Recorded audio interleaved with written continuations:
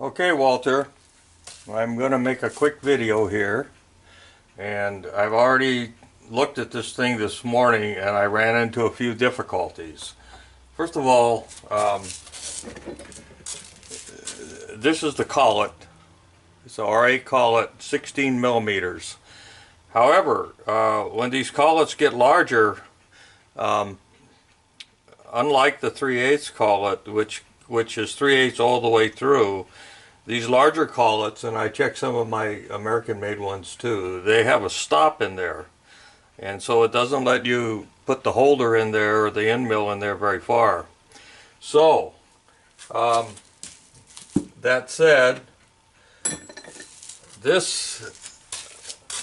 here's the end mill, the same as the one, or a duplicate of the one that you purchased from the United States. It's a 2-flute 5/8 end mill, and I cut the end off.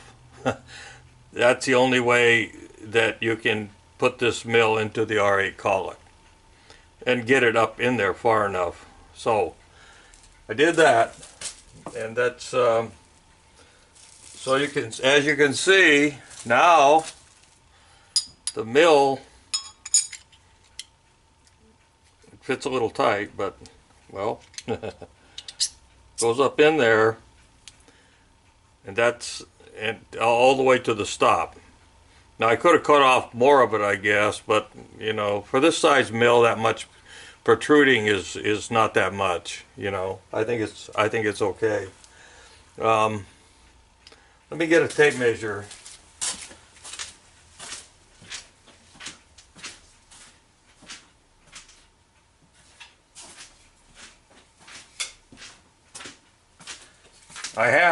I have about, let's see if I can get this up into view. So I have about what, 1.25 inches protruding there. I cut 1 3/8 inches off of it. I know what I cut off of it. So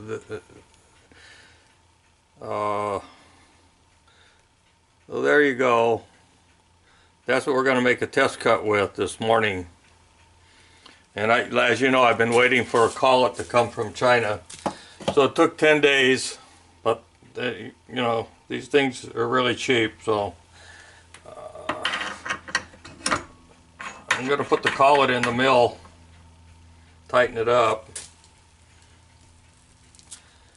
I got some stuff here. I'm not completely prepared, but a little bit. I haven't tried this thing yet, so I have no idea what's going to happen. Oh. Let's see here. Let's move the mill over. I'm going to move the mill over here so I can...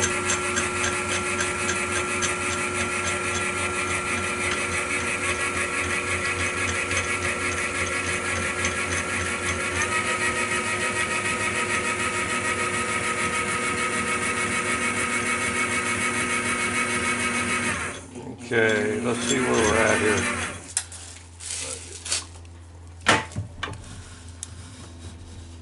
Okay, somewhere thereabouts.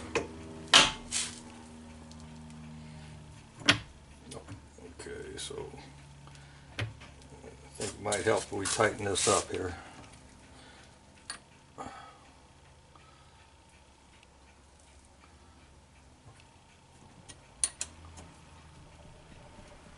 Okay, there we go.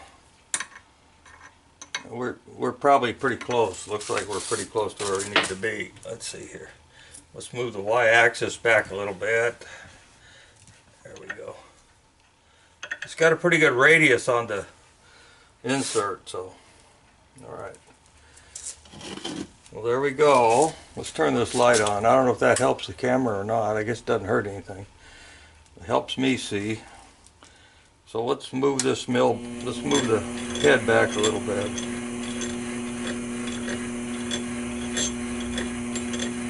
I'm just going to make a small cut to start with here, because rather than try to touch off on this thing, I already know probably I go down 10 thousandths, I'll be good. So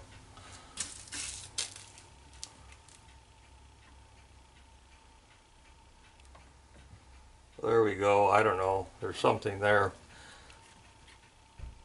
Let's see. We'll ease into it a little bit here and see what happens. I got the... I haven't set the... well, just... Yeah, so we're taking a little bit off there. Not much. Let's see where we're at here. We're running 1,000 RPMs. So let's move it up to 1,500, huh? There's 1,500 RPM. Let's just move it in by hand again. Alright, that's good. Alright, so let's turn the power feed on here so we can start making a cut. And I don't know, we're probably taking off about 10,000.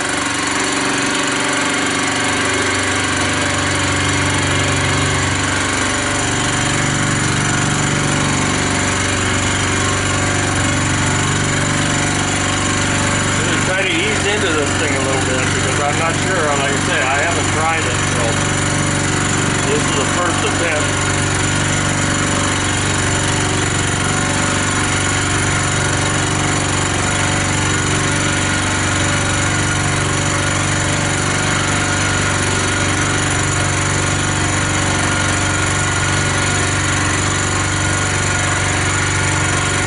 Okay, whatever I'm taking off here, I can feed it pretty fast, probably.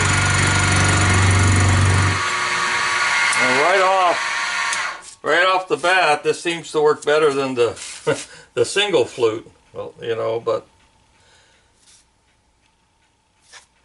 all right, let's turn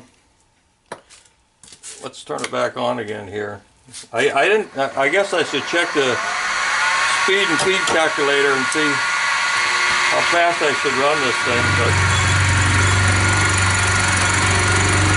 I'm not taking anything off. I'm just going back to the other end so the video is on the portion that's being cut, that's all. I'm raising a little dust there. Okay, so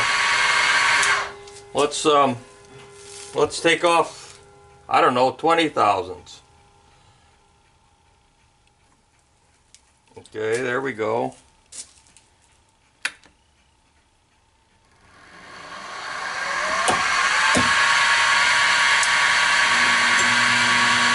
I don't think anything, hopefully nothing bad happens here.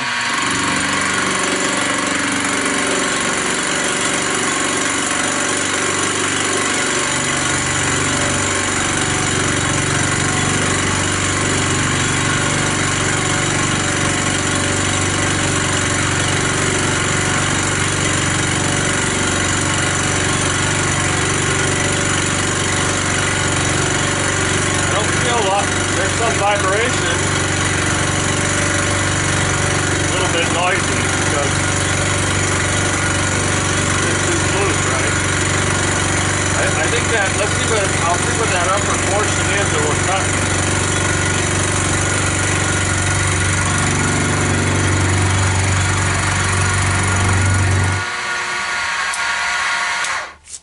cutting. Let's see here, this upper portion. This thing's uneven at the top because we've been playing with it before, this block of cast iron. So let me just push this up against here and get a rough check there. So the portion that we're taking off is about 300 thousandths. So okay. Alright, so let's try another cut.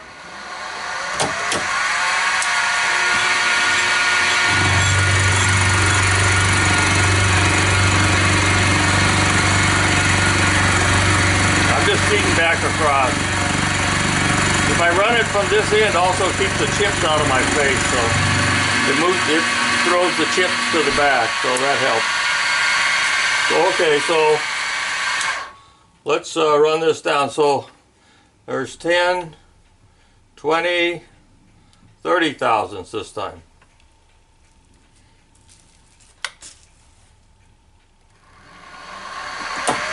Okay, so obviously I'm going to have to I'm going to be a little cautious on the feed here, so.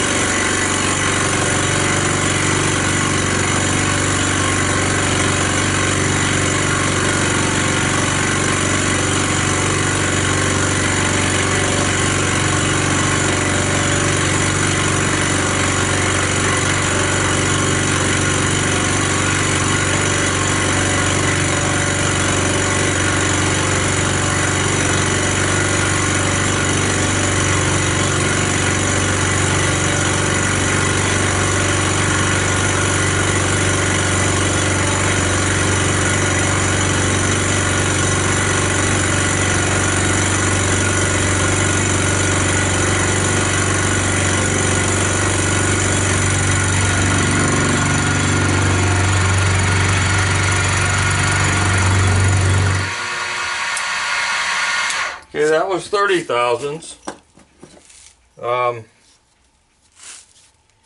Again, you know, that's a piece of 3/4 inch thick cast iron, about 3 1/4 inches long. So, so let's go back across.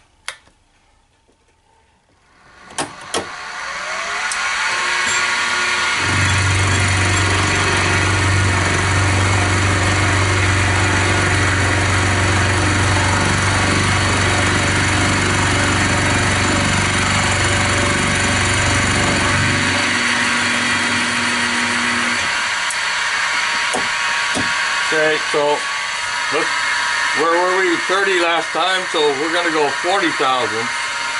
10, 20, 30, 40. There's 40 thousandths.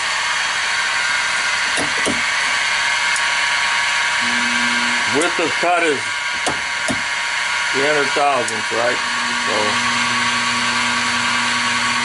I'm going to ease into this because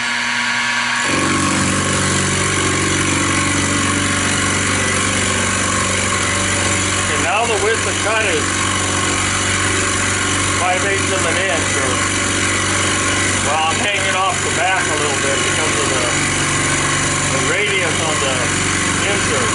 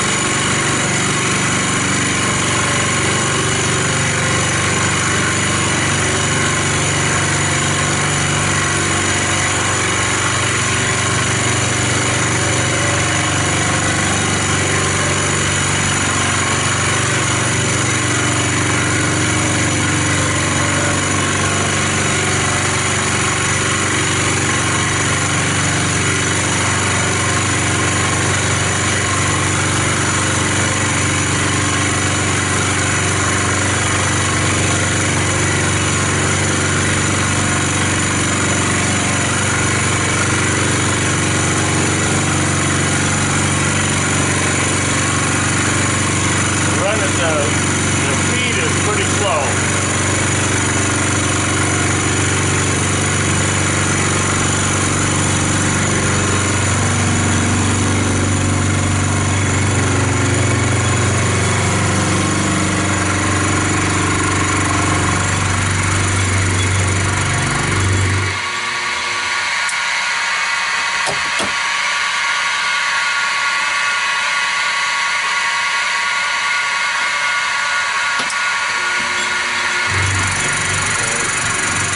You can make a cut in both directions, of course, but like I say, I don't want the chips flying at me, so.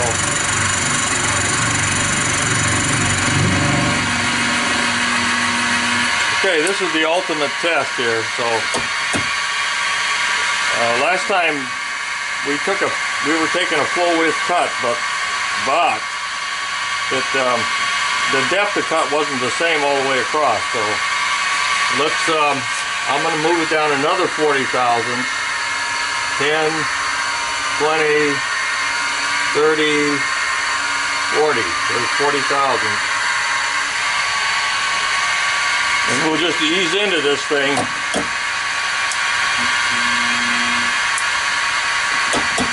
I guess I already...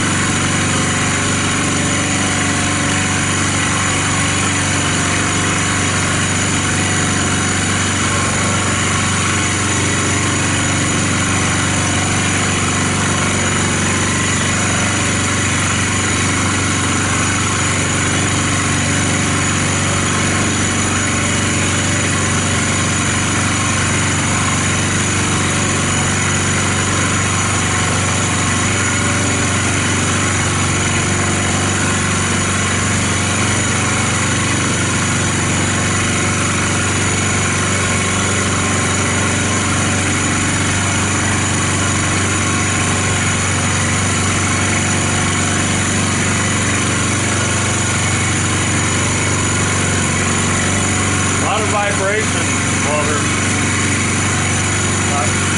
I'm not crazy about this, but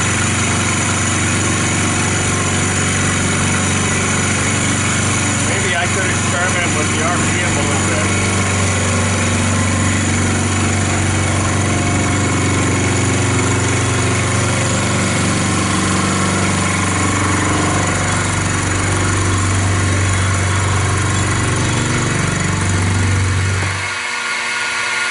I'm going to run back across this with I'm going to move the Y-axis so I can clean this up now, so at least we'll have an even surface.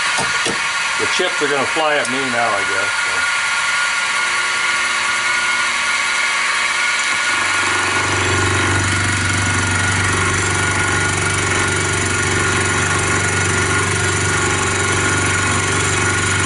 Not sure I'm going to get an even surface. Pretty close to it. Oh yeah, it's an even surface.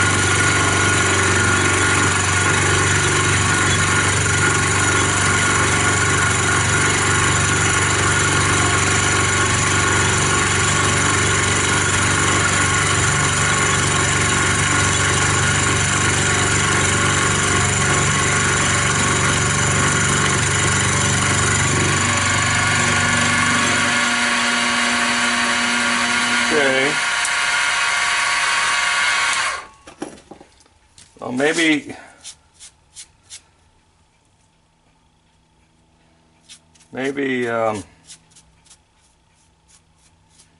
maybe play with the RPMs a little bit. I'm not sure. I got it. I somewhere here. Here it is.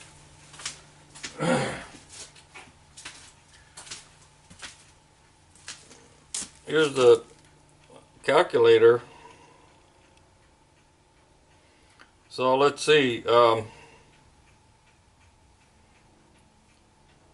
So carbide tool, end mill, material, diameter. Well, let's change the diameter. Let's say, what is it, 0.625? So there's the diameter. Let's see, width of cut, so 0.625 width of cut.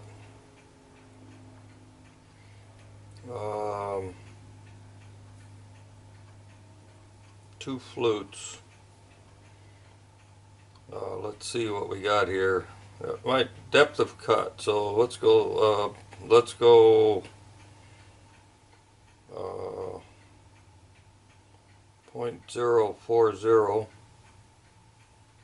So 40 thousandths depth of cut.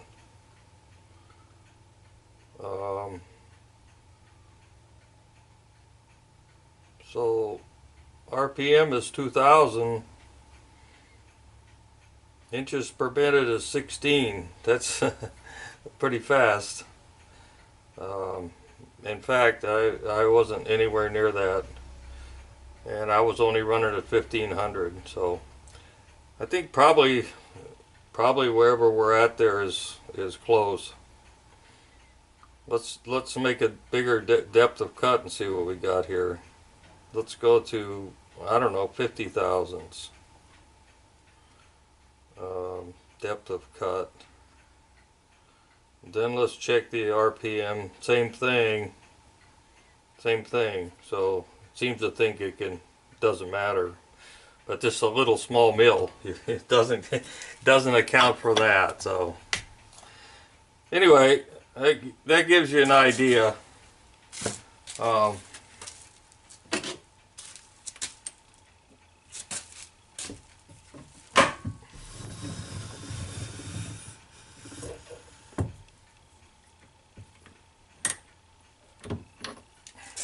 Oh, the edges are pretty rough. Well, just run the file across the edge so I don't cut my finger on it.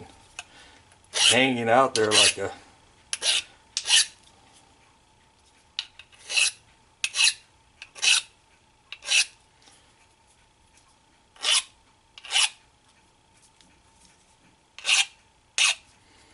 Well, there you go.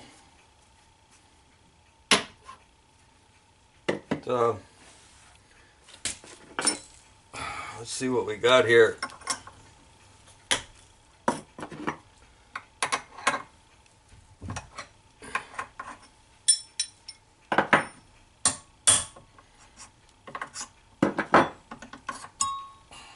It fits pretty tight into that collet.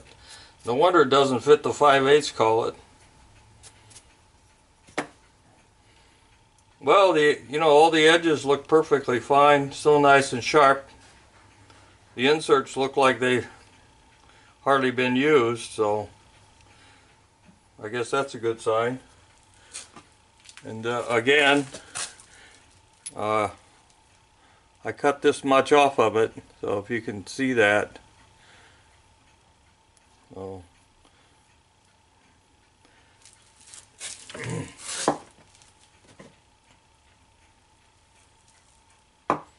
unfortunate.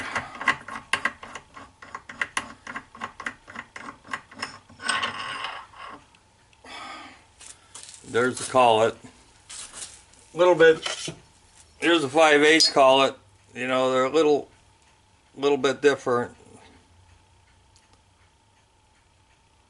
Can't really. I don't know which. Oh, turn it this way, you can see the light, but about the same size. The nicer collet, but whatever. This thing seems to work okay. I don't know how much run out there is, but you can find out easy enough.